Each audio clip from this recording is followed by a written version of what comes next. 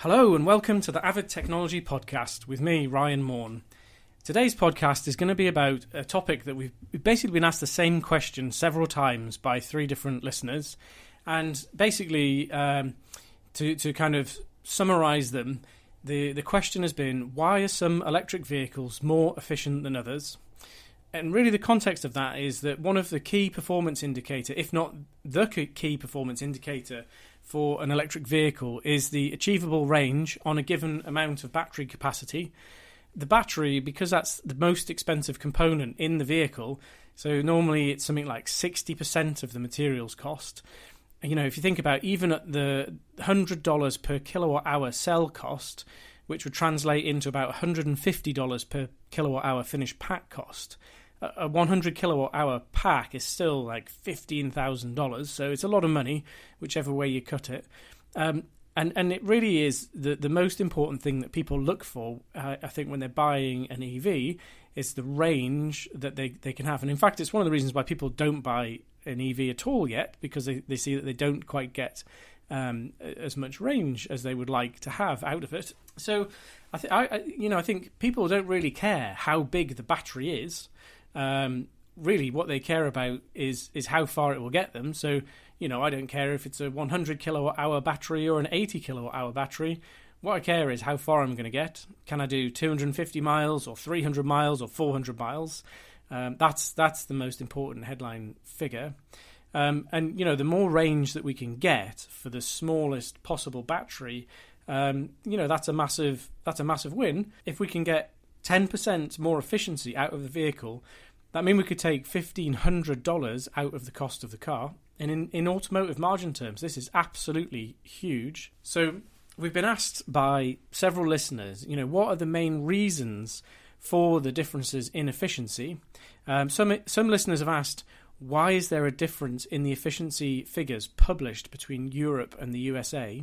And other listeners were particularly interested to know, why is there such a big variation between seemingly similar cars? So why does a Hyundai Ioniq have a published efficiency of 11.5 kilowatt hours per 100 kilometre, whereas a Nissan Leaf, which is, you know, it's a similar size, if not, maybe the Leaf is a little bit of a smaller car, has an published efficiency of 15 kilowatt hours per 100 kilometre. So that means the Ioniq would use 20% less electricity per 100 kilometre than a Leaf. So in theory, the Ioniq would have 20% more range on the same size battery pack, or could have a 20% smaller battery pack but deliver the same range. That's a huge difference. So first of all electric cars have a published efficiency figure, and typically this is expressed in terms of kilowatt hours per 100 kilometre. What this is, it represents the amount of energy that you'd need to travel 100 kilometres. So simply put, if you had an efficiency figure of 20 kilowatt hours per 100 kilometres, you'd be able to go 500 kilometres on a 100 kilowatt hour battery pack.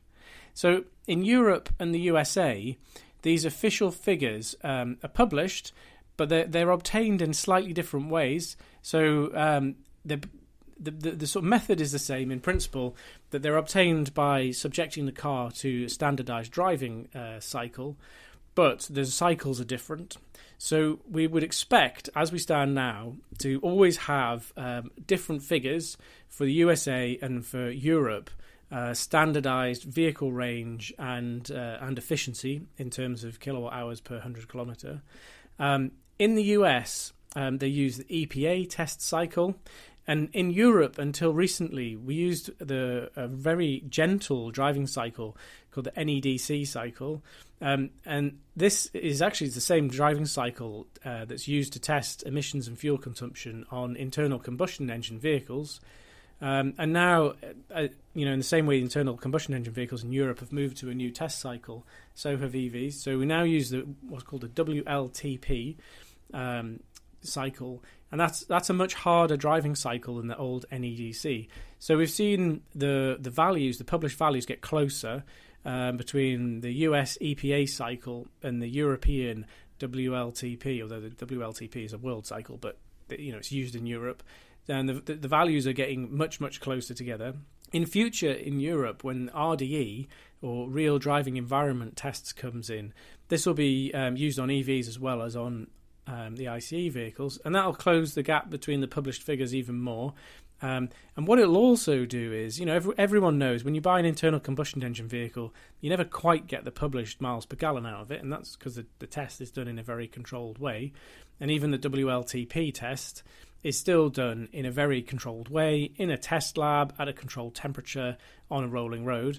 What the RDE tests that are coming in will do is they'll put the car out on the public highway in all sorts of different conditions, at different altitudes, at different ambient temperatures, and that will measure the efficiency of the vehicle.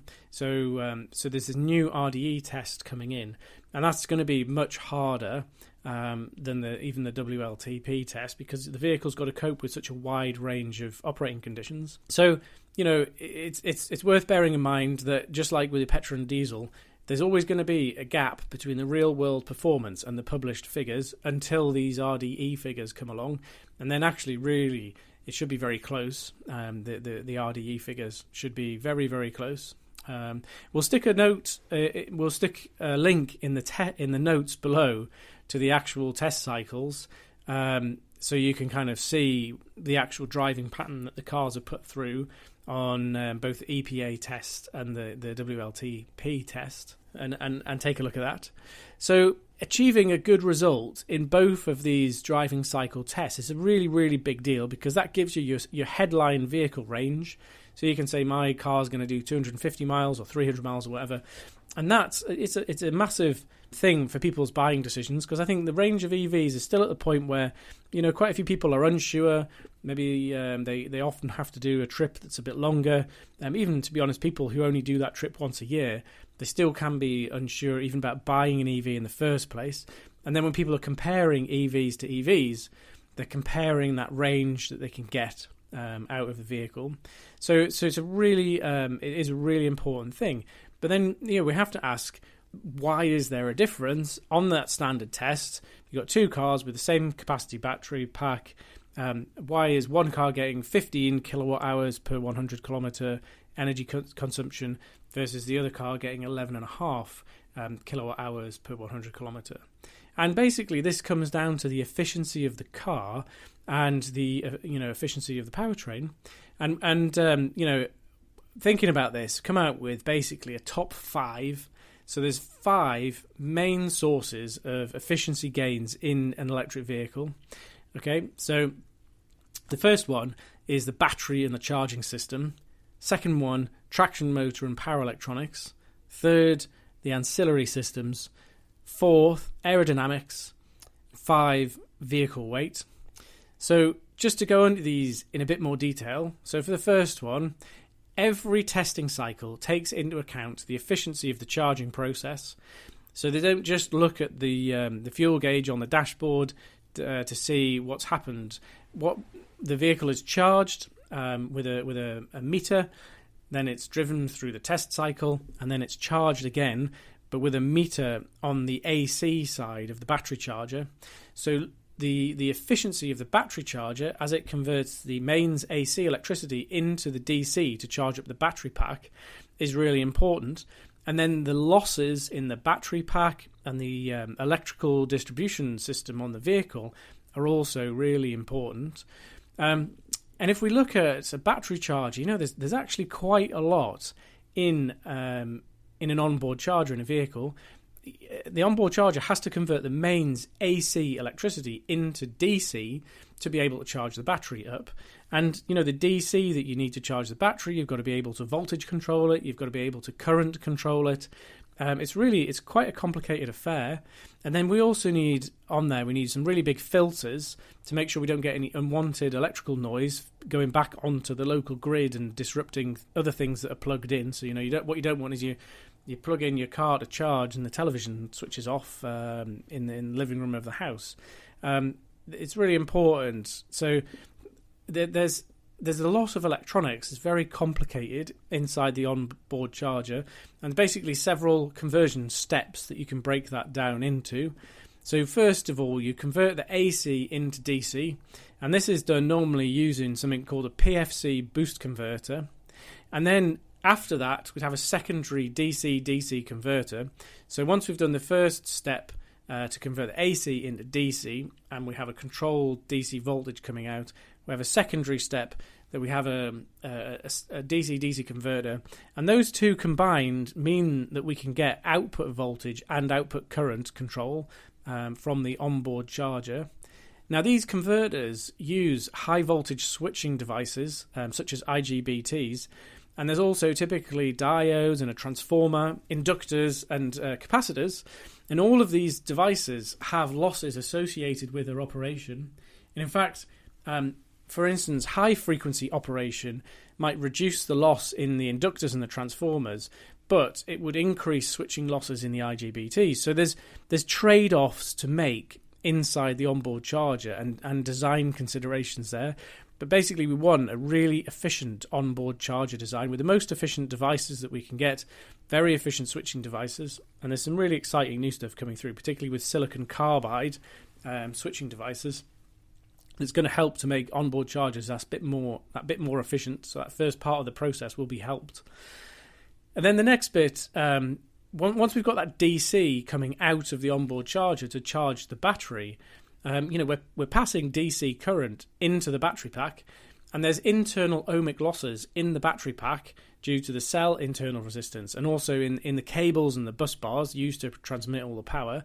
So optimizing the layout of the pack and the charger to minimize these losses, optimizing the cell design to minimize losses inside the cell can really help to deliver some really good gains at that front end, that initial first step in the onboard charger and the battery charging efficiency.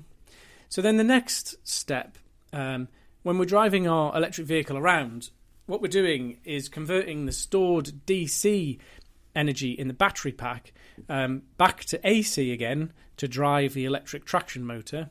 So this is done with a device called an inverter. The inverter, again, uses switching devices such as IGBTs or silicon carbide MOSFETs to create a sinusoidal AC electrical output.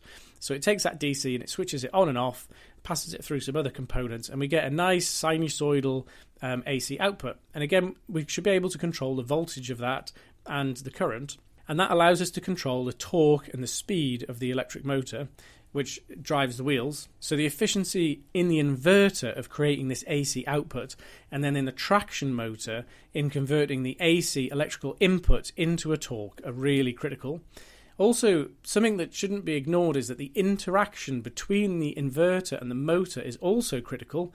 Sometimes people get a little bit carried away, they get obsessed with individual component efficiencies, and they forget about the system. So it's possible to have a really efficient motor that on paper that's the most efficient motor you could possibly buy, but in operation it causes massive losses in the inverter, so you end up with not a very efficient system. So the optimizing and the pairing between the motor and the inverter are really, really important.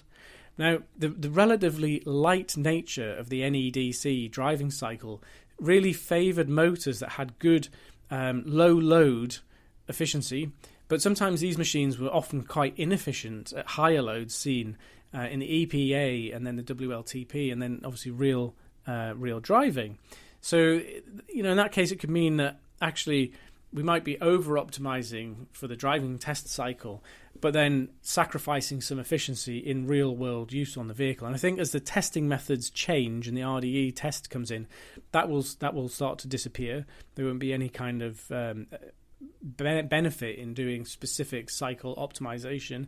They need to be really optimized across its whole operating range, depending on how people were going to actually use the vehicle in practice. So one final thing to think about, with the motor and the inverter, it's not just their ability to efficiently accelerate the vehicle, so to use that electricity to create an AC waveform, to create torque, to accelerate the vehicle. It's also the ability of the motor and the inverter to efficiently slow the vehicle down, to perform regenerative braking, as it's called. And in that case, we're using the motor as a generator. We are creating electricity in the motor from the kinetic energy in the vehicle. We convert that in the inverter into DC to be able to charge the battery pack. So it's the same process as driving, but in reverse. So we're putting DC back into the battery pack. Now, some of this efficiency is related to the function of the devices. Obviously, the more regen braking we can harness, the more we can improve the overall cycle efficiency. But another quite key and sometimes overlooked factor is also very simply the layout of the vehicle. And we've talked about this on a previous podcast in some depth.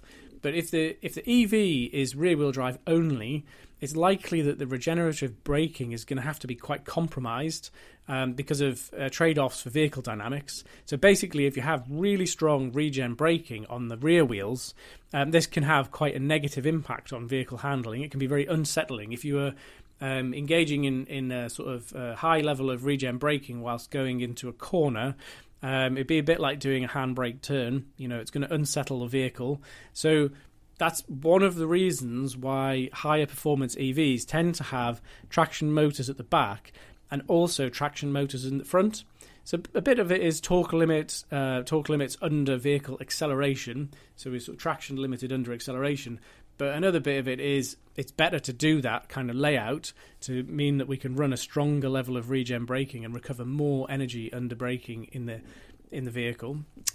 So that's the second, the motor, the inverter, the efficiency of those two devices, and then also a little bit of the layout.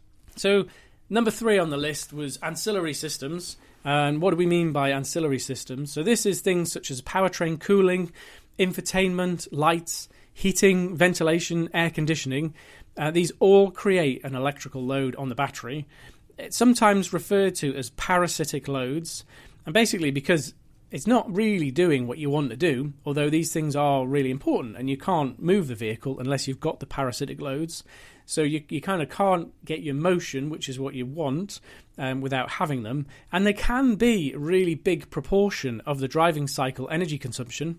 So if you think about, an electric car or truck moving in slow traffic, but in really extreme hot or cold weather, we could be using as much power for the HVAC system as we are for traction, and particularly a poorly optimized thermal management system for the vehicle powertrain could be as much as 15% of the energy required to propel the vehicle under some driving cycles.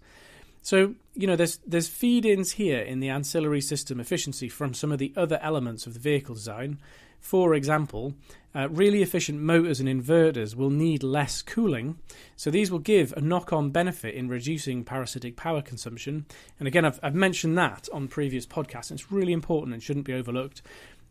Sometimes vehicle engineers can get a bit obsessed with component cost, and we might be doing really well to take loads of component cost out of the inverter, or maybe sacrificing a little bit of efficiency, but then that might mean we're having to add more cost into the system in the thermal management, and we're having a less efficient overall system because we've made some trade-offs in one particular area. So that's really it's really important to remember that.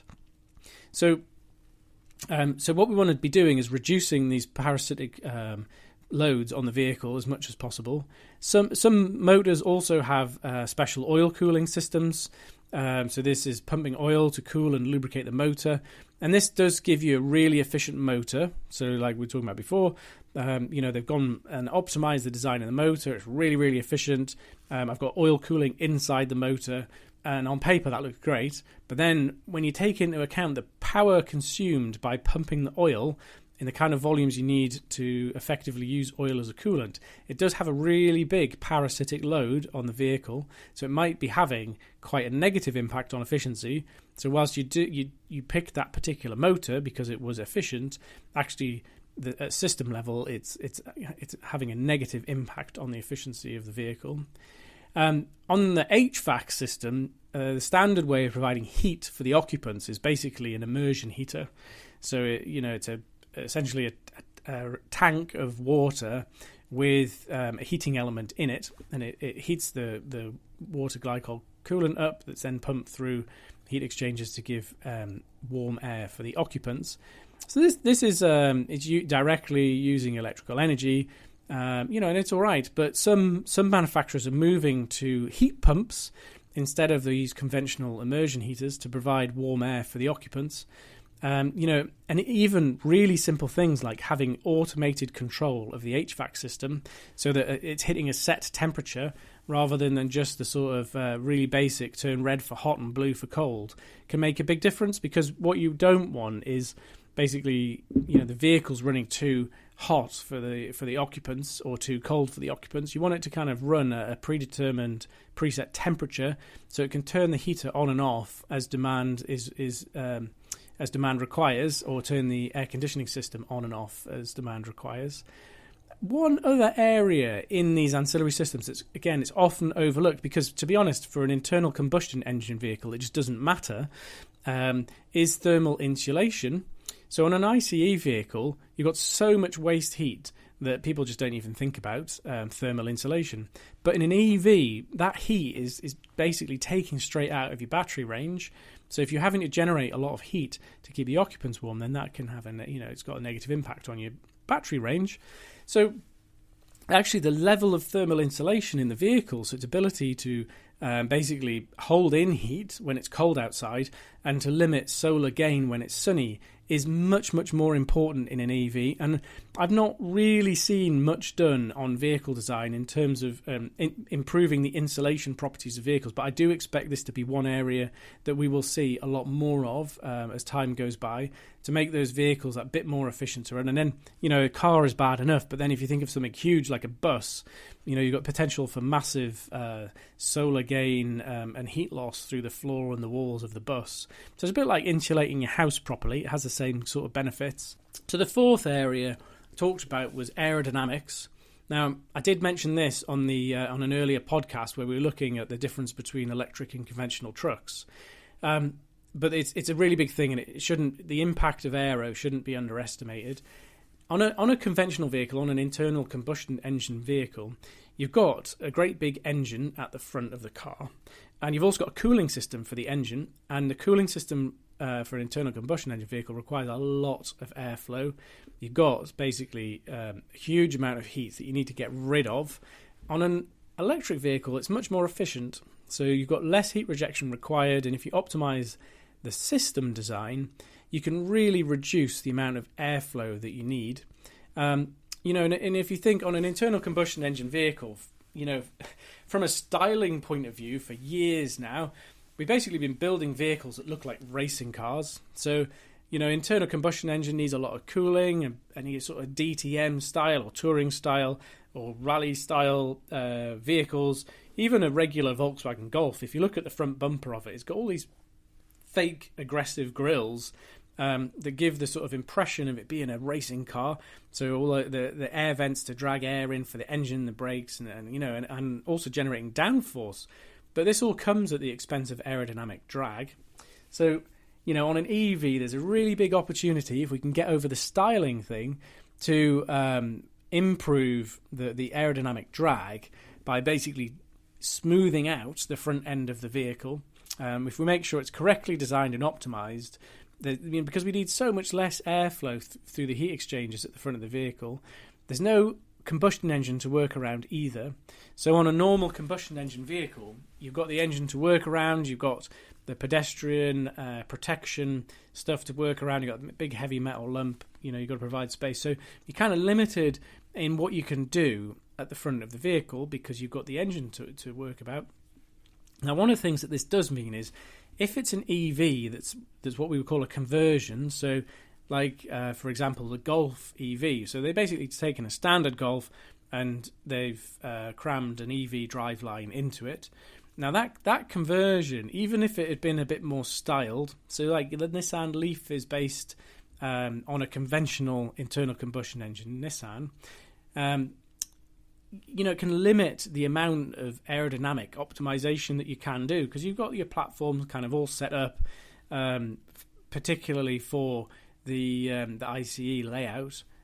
So, there's an argument there which says a dedicated EV design could be more efficient than a non-EV design. And I know there's going to be pluses and minuses on that, but that, in my opinion, the dedicated EV design, you're going to be able to do more with that to optimize the aero and unless you really, really took it into account at the initial design stage of the vehicle. And that might be one of the things with the current generation of EV Golf. When that Golf platform was designed, no one was really thinking about EVs. Whereas if you were doing that now and designing a new platform now, you would be natively designing that platform to be internal combustion engine and EV. So you'd probably be quite different on the platform design. So Aero's massive, huge impact on efficiency of vehicles, and really something we should take into consideration. And we need to drop all of the racing car style grills and vents and flaps and things that all just add drag. So final area on efficiency is weight. Now this is a really interesting one, because when you think about this, it's basically a combination of all of the other areas. So very simply, a heavy vehicle, and if the battery is one of the biggest weight masses in the vehicle, a heavy battery, a big battery, requires more energy to move it around than a light one. It's simple. If I want to get from A to B, accelerate the vehicle, I'm going to need more energy to accelerate a heavy vehicle than a light vehicle. And even if I can recover some under braking because I'm losing it in system efficiencies, I'll never get it all back. So the weight of the vehicle is really, really important. Then we've got the weight of all the powertrain components as well. So, basically, if we look at the system layout at a system level, all of the cables and interconnection systems, good component layout and device integration can save as much as 25 kilograms in the wiring harness of a regular EV. So imagine what you could do in something like a bus or a truck with good component placement and just a bit of thought in terms of optimizing the mass and the weight in the components and in the system, in the wiring harness, and how these things work together. Now, in a normal vehicle, in reducing weight and improving weight for the vehicle class and performance has always been important. So it's been one of the big things that manufacturers could do to get CO2 down, is by trying to take weight out of the vehicle. Now that's been kind of hampered by the fact that we all want bigger vehicles, and SUVs are more and more popular than they've ever been. So bigger vehicles are more popular than smaller vehicles. But there's like a very well understood benefits to taking weight out, and the OEMs know it right down to if I can save a kilo of weight, that's going to improve my fuel consumption by a certain 0.5% or whatever, and that has a value. So they'll spend money to take weight out. Now this is even more important on an EV, and the reason for that is basically we're adding a lot of weight. So the battery on a typical EV passenger car is going to be between 300 and 500 kilograms. And you've still got inverters and traction motor and onboard charger and all the other components as well. So without the battery, that EV probably still weighs about as much as a conventional ICE car. You stick the battery and you're adding 300, 400, 500 kilograms to the weight of the vehicle. So it's a huge amount of weight to be putting in. Anything that we can do to improve the system efficiency, and then shrink the size and the mass of the battery, or take mass out of the vehicle elsewhere, is really going to be important. And the savings that can be delivered are massive. Now there are batteries on the horizon that could take as much as half the weight of the battery pack out of a typical EV. So that kind of thing coming in. It's not so much increasing the energy density, although it is increasing the energy density, but we're not talking now about adding more batteries. So 100 kilowatt hours, 65 kilowatt hours, that's plenty of battery to have in the vehicle.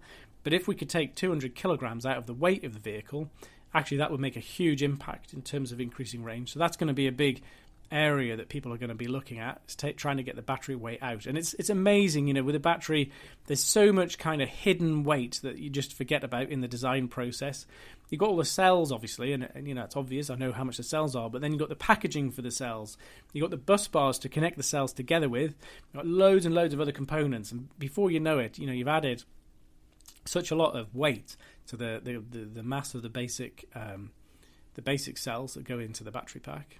So that's it. That is my kind of top 5 list of the reasons why there are differences in efficiency between different kinds of electric vehicles. You've got the differences in efficiency and optimization, how good people have got and are getting. And I think it's only just the beginning. Obviously, some are a little bit further ahead than others, but it's the battery and the charging system, the traction motor and the power electronics, the ancillary systems, aerodynamics, and vehicle weight. And they're all the things that have a massive impact on range and efficiency of the vehicle. And you know, if you're out shopping for an EV, you should be looking for those things. You know, take that figure per kilowatt hour really seriously. I would say make yourself aware of the condition and the specification the vehicle was in when that was being tested. So you're doubly sure that it was being done in the same controlled way as both of the vehicles you're looking at. So if one had air conditioning installed and the air conditioning was on, did the other one have air conditioning installed and the air conditioning was on, etc. But basically, roughly should have been done the same way, but just make yourself aware of that. You know, if you're not in the market to buy an electric vehicle, but maybe you're involved in the design of electric vehicles, hopefully that gives you some things to think about in terms of system and component level optimization, in terms of how you could be looking to take your powertrain forwards to get more efficiency and better range out of a given size of battery. So, thanks very much for taking the time to listen to us today. I really appreciate it. If you have got any other EV-related questions, please do send them in to us.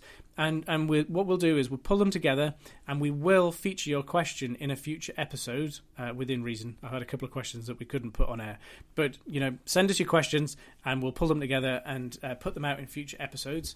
Don't forget to subscribe to the channel or hit like. Leave us a rating or a comment, depending on which platform you're on, where you're listening to this. And I really look forward to speaking to you again soon. We've got some really great episodes coming. So that's all. Thanks. Bye for now.